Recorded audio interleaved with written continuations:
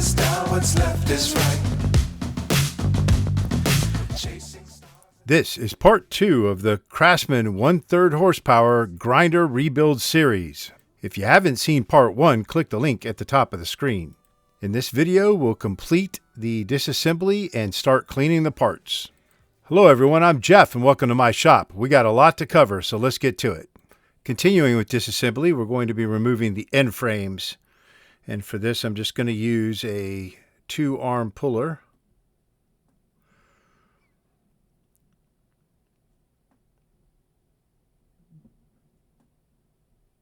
And we'll just center that on the shaft. And then we'll be lifting this end frame towards the camera. The reason we're doing this is because the bearings are what's holding the end frames on at this point.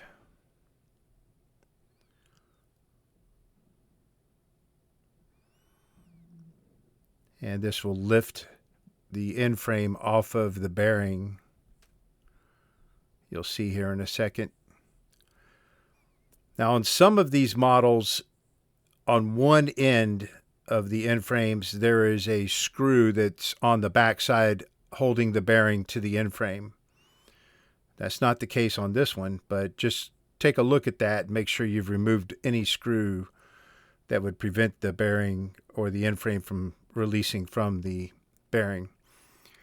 And we've got these 3 clips down at the bottom that the screws for the base and the band screwed into. We just need to remove those. Next, we're going to remove this felt washer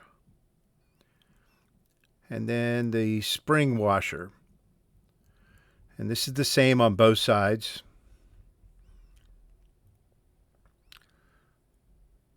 So next, we've got these 4 screws that hold the stator in the end frame. Now notice that the end frame we're working on now is the one that has the power cord coming into it as well as the relay mounted in it. So once we've got all 4 of those screws out, we should be able to lift the stator out of there. Set that aside. Then we can remove the relay.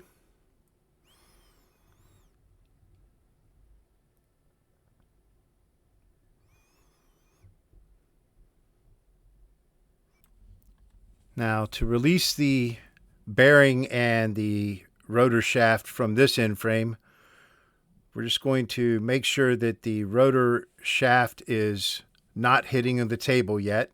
We're just going to use a mallet and we're going to smack the rotor shaft through the end frame. And that forces that bearing loose, like so.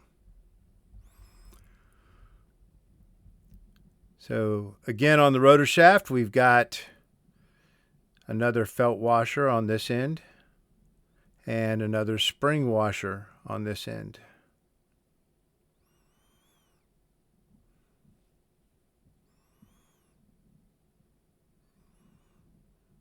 All right, so on the end frame, there's a plastic wire stress relief clip, and you just need to compress it and then force it through that hole.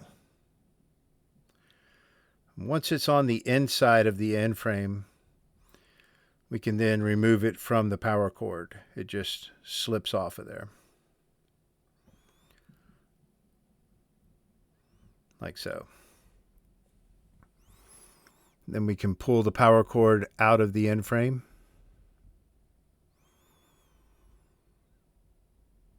So this side of the end frame only has 2 clips on it, and we'll remove both of those, and then that'll complete the disassembly of this end frame.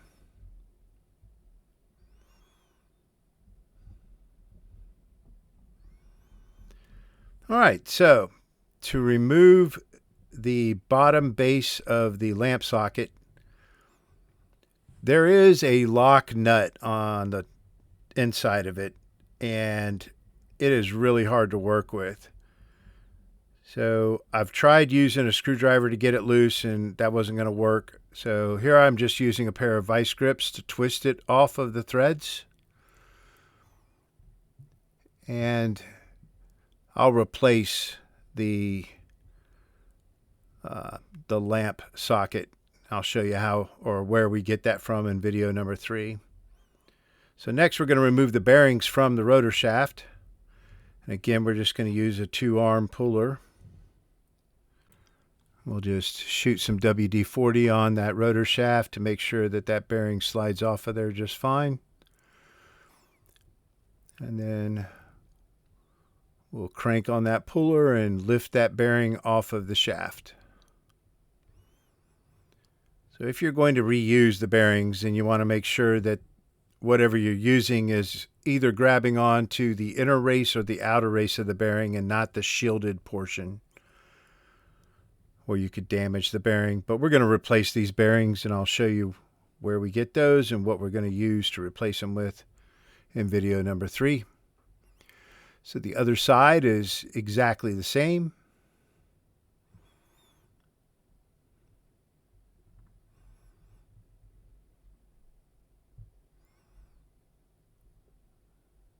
All right, so once that's done, we're going to soak everything except for the felt washers and any of the electrical parts like the relay or the switch. Those are not going to get soaked, but everything else pretty much is going to get soaked in simple green. And we're going to soak all these parts for 24 hours. And this will clean them up, remove most of the grease and oil that may be on them.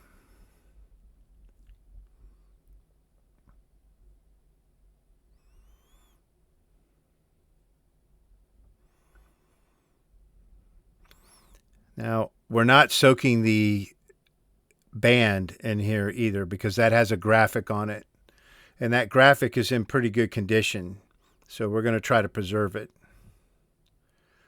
So after 24 hours, we'll remove everything and rinse it off. And then we'll towel dry all these parts. And some of these parts are going to go in citric acid to remove rust, but not all of them. So the paint on this is in pretty good condition, but there are some scratches and gouges in it. So I'm going to repaint this thing. I'm not going to strip all the old paint off, though. I think I'm just going to sand most of these parts by hand and then paint over the existing paint. And we'll get to that later.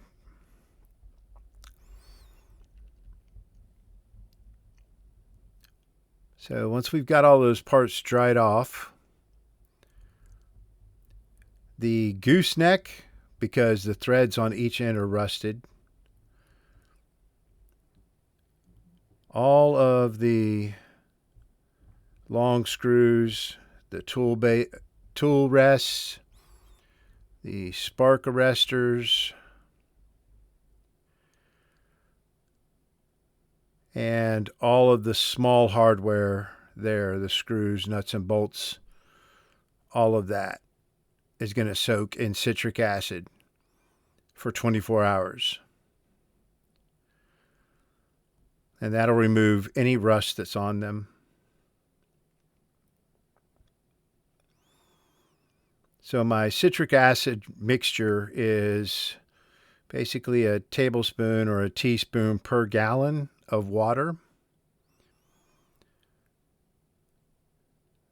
So you can buy bags of this citric acid from Amazon or whatever. I'm just going to throw, I don't know, 2 or 3 scoops inside that plastic bin. And then we'll fill it with water. And we'll set that outside because that citric acid has kind of a rotten egg smell while it's working. And after 24 hours, we'll remove and rinse all of those parts and then set them aside after we dry them off. And most of the small parts, like the nuts and bolts, will coat in WD-40 for the time being. But anything that's going to get paint, we're not going to put WD-40 on it. So here I'm just using, I think this is 220 grit. I don't remember. But I'm going to sand everything that we're going to paint with this sandpaper. And I'm going to try to smooth out where those blemishes are, so that when the next coat of paint goes on there, it completely hides those blemishes.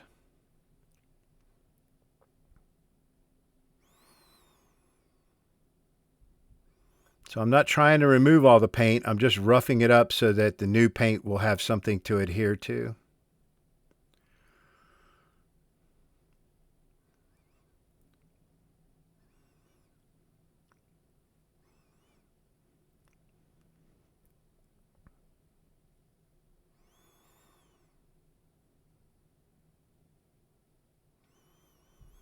Now, we certainly could remove all the paint, but I don't want to mess up this graphic here.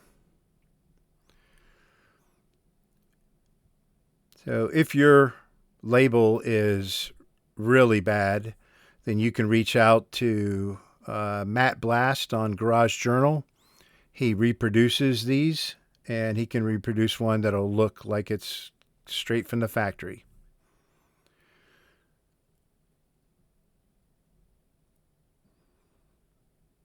But since I'm trying to save this one, we're going to mask it off.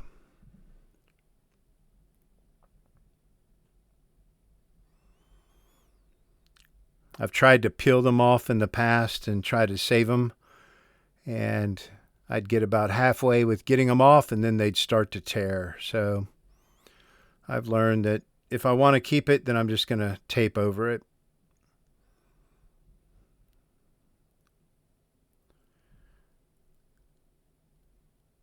And here I'm just cutting these little corner circle pieces out so that I can mask that graphic as close to the original lines on it as possible.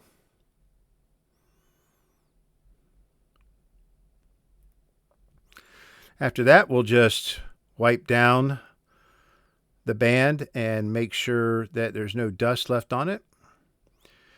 So this is some 1/2 inch thick foam, closed cell foam. You can get it from Harbor Freight, Walmart, wherever. And we cut out these foam inserts or plugs that we're then going to plug each one of the end frames where the bearings go. And I'm going to use 2 of them in each end frame. And since a lot of these parts are aluminum on these 70s model grinders, we don't have to worry about really priming them and painting the whole thing because they're not going to rust. Aluminum doesn't rust, so we're just masking where the 2 bearings are going to go in each one of the end frames, so we don't get any paint in there. So next, we're going to sand all of these parts. So we've got the wheel guards, the wheel covers, the end frames.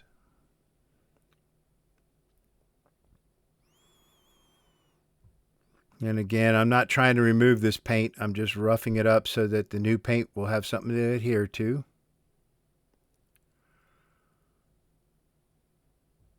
And since we're doing this, we won't have to prime any of these parts. We can just paint directly over them.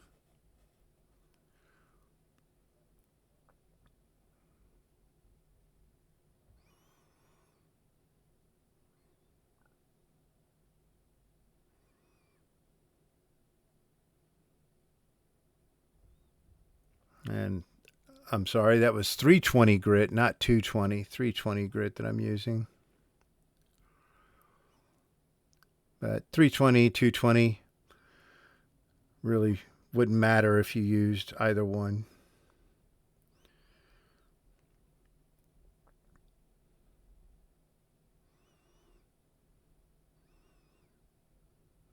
And we'll wipe all those parts down, get all that dust off of them. And for the band, I'm going to be painting it with this Krylon Color Max Gloss Classic Gray, and it's paint code 5513. Get it at Home Depot. I think I probably got it at Home Depot or Lowe's or Ace Hardware, one of them. And I'm going to paint the inside and the outside of the band with this.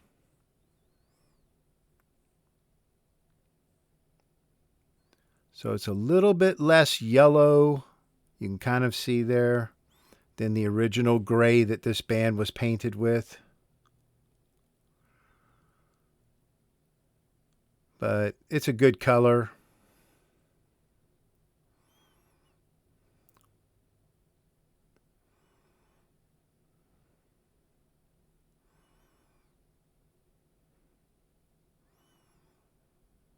And you can see I shot that straight onto the part. I did not prime anything.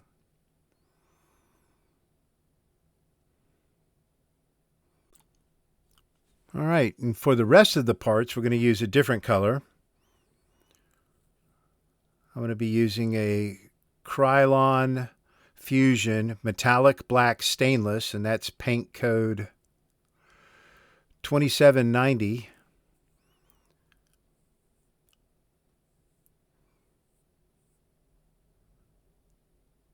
We'll start with the quench tray. Since it gets painted on the inside and the outside, we'll paint the outside first, and then we'll set that aside, let that cure for a day, and then we'll come back and shoot the inside of it. The rest of the parts,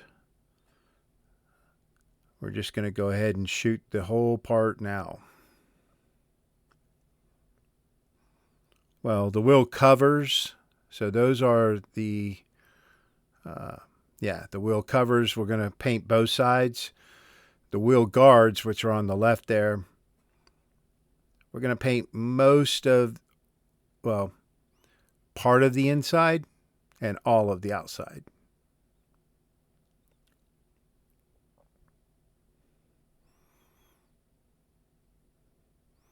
You can go ahead and paint the whole thing if you want, but I'm not going to paint that center part in there. That way I can rest it on this little stand I made.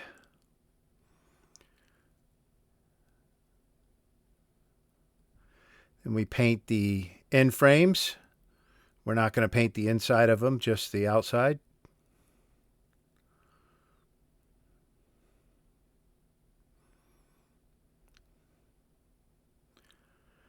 And it's been a couple of hours now, so I can remove this masking off of the band. I like to remove masking within an hour or two of painting something rather than letting it fully cure. Sometimes when you pull that masking off, it'll peel the edge of the paint that it's on, and I don't want it to do that. So that's going to wrap up this video. I hope you enjoyed it. If you did, please like and subscribe. In the next video, we will get to where to get some of the parts you're missing and then move on with assembly. As always, I appreciate the support, and I will see you next time.